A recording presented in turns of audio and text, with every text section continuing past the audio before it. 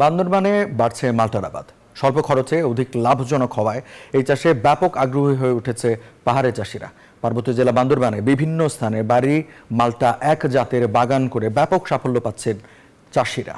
2023-24 অর্থ বছর থেকে পরীক্ষামূলকভাবে বান্দরবানে বিভিন্ন পাহাড়ে মিশ্র ফল বাগানে উন্নত জাতের বাড়ি মাল্টা এক চাষ শুরু করে কৃষি বিভাগ। স্বল্প খরচে অধিক লাভজনক হওয়ায় এই চাষে ব্যাপক আগ্রহী হয়ে উঠেছে পাহাড়ের চাষিরা। বর্তমানে বান্দরবানের এই মাল্টা স্থানীয় চাহিদা মিটিয়ে যাচ্ছে দেশের নানান প্রান্তে। বান্দরবানে মাটি ভালো হওয়ায় লেবু জাতের ফল চাষে সবচেয়ে বেশি সাফল্য পাওয়া যাচ্ছে বলে মনে করেন কৃষি কর্মকর্তারা।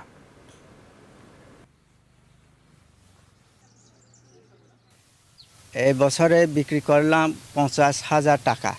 মালটার বাগান করে অনেক টাকা আমি লাভবান পাইছি। কীটনাশক ওষুধ সবগুলা পাইছে। এখন আমাদেরকে মালটা বাগান এখন চাষ করেছে, এখন ভালো পাইছে। পাহাড়ে মাটি উর্বর হয়, এর যথেষ্ট চাহিদা রয়েছে, দেশব্যাপী চাহিদা রয়েছে।